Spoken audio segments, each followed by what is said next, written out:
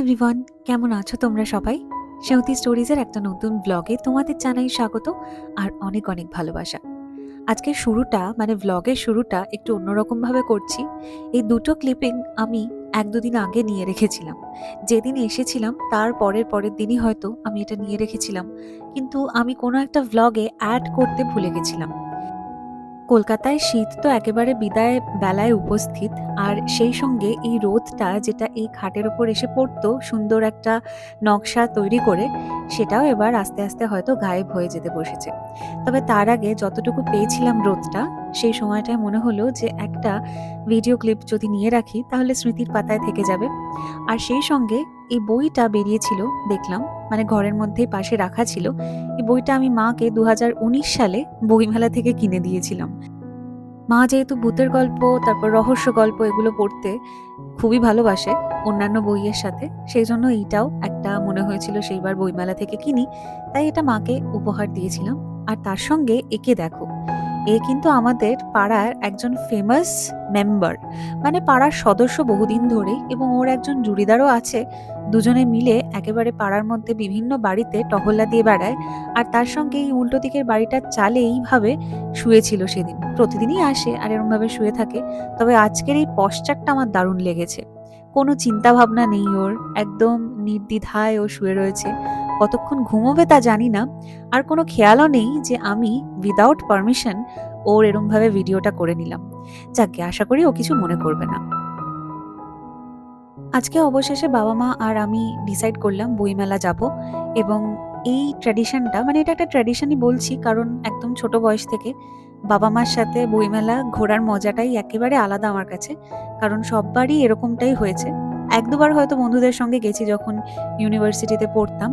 কিন্তু অন্য আরেকটা দিন অবশ্যই রাখতাম যেদিন শুধুমাত্র বাবা আর মার সঙ্গেই যাব। আর সেটাই আজকেও হয়েছে। এবারেও করতে পেরেছি এটা ভেবেই আমার খুব আনন্দ হচ্ছে। কারণ গত বছরও আমি যখন বাইরের দেশ থেকে নিজের দেশে এসেছিলাম, সেই সময়টা বইমেলার আশেপাশে ছিল, আর সেবারেও কিন্তু গেছিলাম। এবারেও সেই একই ধারণা থেকেই ঠিক করলাম যে এবার ঘুরেই আসি। ৩ ফেব্রুয়ারি তো প্রায় চলেই আসছে। হু, হু করে দিন চলে যাচ্ছে। এই বছরটা শুরু হলো আর জানুয়ারি মাসটাও শেষ হচ্ছে।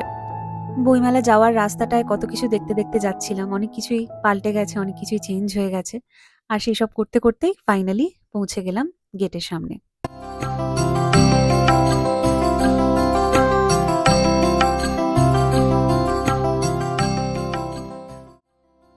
ঢোকার সাথে সাথেই এত সুন্দর করে একটা কোলাজ দেখতে পাচ্ছিলাম। অবশ্যই এটা প্রতিবারই এখন দেখি যে বিভিন্ন জায়গায় এরকম একটা ব্যাকগ্রাউন্ড তৈরি করা হয়, যেখানে বিভিন্ন বই প্রেমীরা বই কেনার সাথে সাথে নিজেদের স্মৃতিতে কিছু রাখার জন্য, মুহূর্ত রাখার জন্য এখানে ছবিও তুলতে পারেন।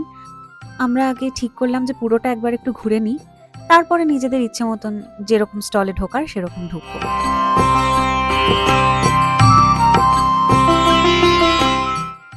পুরো বইমেলা প্রাঙ্গণটা একবার ঘুরে দেখার পরে আমরা এবারের যে থিম কান্ট্রি আর্জেন্টিনা, তার যে একটি নির্দিষ্ট স্থান করা হয়েছে সেখানেই ঢুকলাম। আর অবশ্যই এখান থেকেও একটা বই আমার পছন্দ হয়েছে, ইচ্ছে করলো পড়ে দেখার, তাই একটা বই আমি কিনেছি। তুলনামূলক সাহিত্য পড়ার সময়তে মাস্টার্সে আমাদের একটা বিশেষ পেপার থাকতো যেটাকে এরিয়া স্টাডিজ বলা হতো। যে কোনো একটি জায়গা, যেমন আফ্রিকা, তারপর ল্যাটিন আমেরিকা, এছাড়া বাংলাদেশ, এরকম কয়েকটি জায়গার যে কোনো একটি বাছা যেত স্পেশাল পেপার হিসেবে। তো আমার ছিল ল্যাটিন আমেরিকা। সেরকমই সাহিত্যের কিছু কিছু বিষয় এখানে দেখলাম লেখা রয়েছে, যেমন ল্যাটিন আমেরিকান বুম লিটারেচার। তো সেগুলো বেশ ইন্টারেস্টিং লাগছিল, আর ফিরে যাচ্ছিলাম সেই মাস্টার্সের সময়তে। একটা বই এখান থেকে সংগ্রহ করলাম। যে স্টলগুলিতে আমরা প্রতি বছরই যাই, কোনো না কোনোভাবে এবছরেও সেই জায়গাগুলিতেই ঢোকা হয়তো হচ্ছে, অজান্তেই আমরা ঢুকে পড়ি এবং ইচ্ছে করে যে একবার দেখি নতুন কি বই এলো এখানে। যেটা খুব ভালো লাগে সেটা হচ্ছে যে প্রচ্ছদগুলো, আর এই জায়গাটা, যেখানে দাঁড়িয়ে বিভিন্ন মানুষ ছবি তুলছিলেন। আমি একবার আমার বাবা মাকেও বললাম যে আমরা একটা ছবি তুলবো এখানে, তো ওরা একেবারেই ইচ্ছুক নয়। আমারও কেমন যেন লাগে ছবিটা তুলতে, কিন্তু আমার মনে হয় যে কোনো কোনো ক্ষেত্রে একটা স্মৃতি হিসেবে যদি ছবি তোলা হয়, সেটাতে ক্ষতি হয়তো কিছু নেই। ইউটিউবের ভিডিও বানানোর জন্য তো একটা আমাকে ছবি তুলতেই হয়েছিল বাবা মার সঙ্গে, নয়তো আমি কিভাবেই বা বোঝাবো তোমাদের যে হ্যাঁ আমরা ৩ জনে মিলে বইমেলাতে গেছিলাম। প্রয়োজন পড়ে কোনো কোনো ক্ষেত্রে। তবে কি জানো তো, মাঝে মাঝে এই এক একটা জায়গা এমন থাকে যেখানে হয়তো ফোনটা বার করতে ইচ্ছে করে না। হাঁটতে হাঁটতে সামনেই দেখলাম সাহিত্য একাডেমির স্টলটা, তাই ভাবলাম এখানে একবার ঢোকা যাক। ঢোকার সাথে সাথেই বোধহয় ৫-১০ মিনিটের মধ্যে বাবার একটা বই পছন্দ হয়ে গেছে, হয়তো প্ল্যান করে রেখেছিল অনেকদিন ধরে কিনবে, সেটা ঝট করে হাতে তুলে নিল। কত ধরনের ভাষার বই একই ছাদের তলায়। একটু আগে সাহিত্য একাডেমি স্টলে ঢুকেছিলাম, আর সেখান থেকে বেরোনোর পরে এই পোস্টারটা দেখতে পেলাম, তুতুভুতু। আমার যে কি ভীষণ প্রিয় ছিল। আর জানো, তুতুভুতুর সঙ্গে পরিচয় কিন্তু আমার ছোটবেলায় একটা বইমেলাতে, সেখান থেকেই প্রথম কিনে নিয়ে গেছিলাম।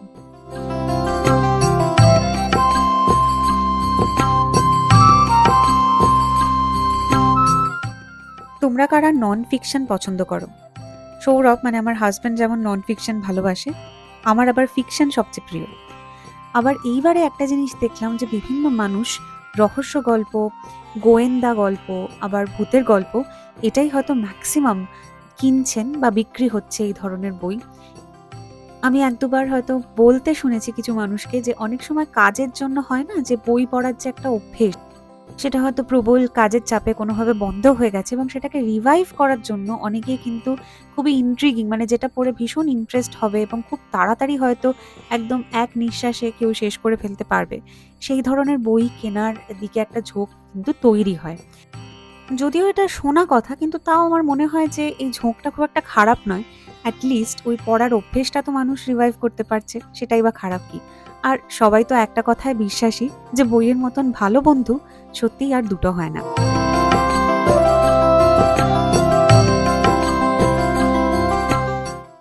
যখন পড়াশোনা করতাম, মানে যে সময়টায় আর কি ইউনিভার্সিটিতে ছিলাম, তখন বইমেলা আসার পরে নিজেদের ইউনিভার্সিটির এই স্টলটায় একবার না একবার ঢুকতাম।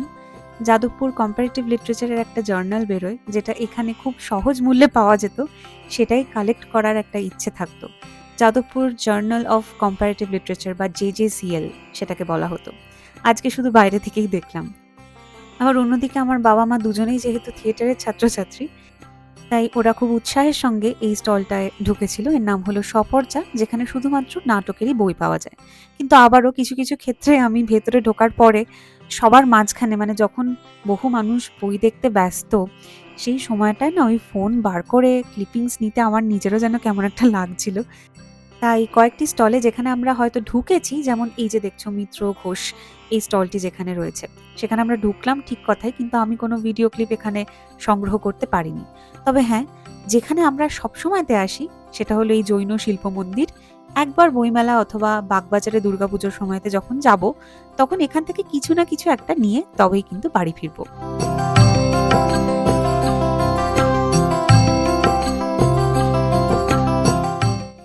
৪৯তম কলকাতা আন্তর্জাতিক বইমেলায় আস্তে আস্তে ভিড় কিন্তু এবার বাড়তে শুরু করেছে, কারণ বিকেলবেলা হতে শুরু করেছে। আর যেহেতু আমাদের মোটামুটি ঘোরা সব দিক থেকেই শেষ হয়ে গেছে, এবার আমরা বাড়ির দিকে রওনা দেব। তবে একটা জিনিস বলতেই হয়, সোশ্যাল মিডিয়াতে অনেক ছোট ছোট ছেলেমেয়েরা বই পড়ে তার রিভিউ দেন বা নিজেদের যে ভাবনাগুলো হয়েছে সেগুলো বলেন।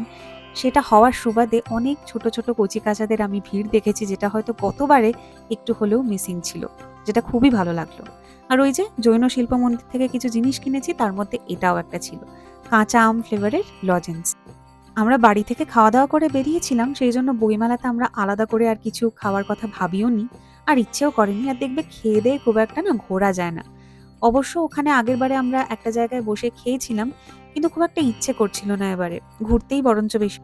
কি কি বইপত্র কিনলাম সেটা বাড়ি গিয়ে অবশ্যই তোমাদের সঙ্গে একবার শেয়ার করব। আর আজকে বেশ অনেকদিন পরে সূর্যাস্ত দেখছি। মনে আছে সেই ইসরায়েলের অ্যাপার্টমেন্ট থেকে ব্যালকনিতে দাঁড়িয়ে তোমাদের নিয়মিত প্রায় সূর্যাস্ত দেখাতাম? আকাশটা হয়তো এখানে অতটা পরিষ্কার পরিচ্ছন্ন লাগছে না, কারণ জানোই তোমরা পলিউশনের মাত্রা কিভাবে বেড়ে চলেছে। কিন্তু সবটাই তো নিজের দেশে হচ্ছে, খারাপও যেমন লাগে, আবার দিনের শেষে মনে হয় দেশটা তো আমারই, রয়েছি তো নিজের জায়গাতেই, তাই অতটাও খারাপ হয়তো লাগে না।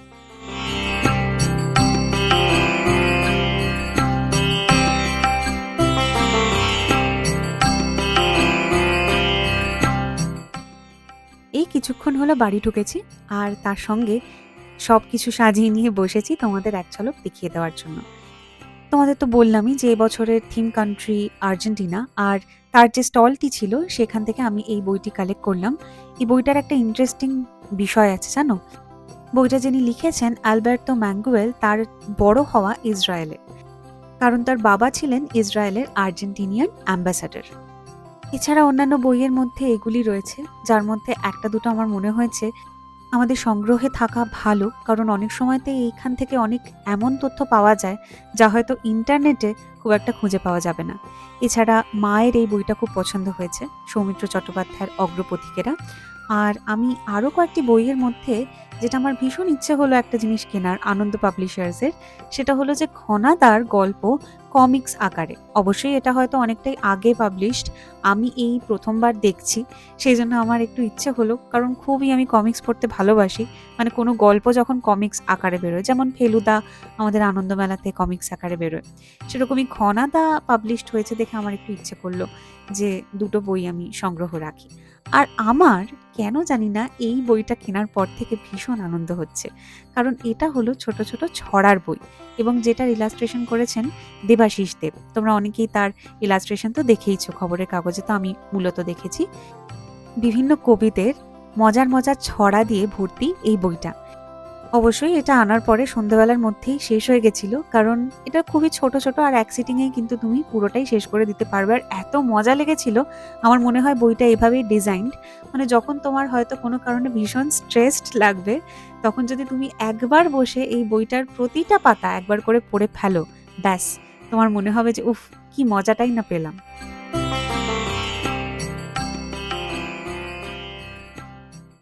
তো এই হলো মোটামুটি আজকের বইমেলা থেকে বই বাজার। কেমন লাগলো তোমাদের বইগুলো, এবং তোমাদের ইচ্ছে করলো কিনা কোনোটা সংগ্রহ করতে, সেটা কিন্তু অবশ্যই জানিও।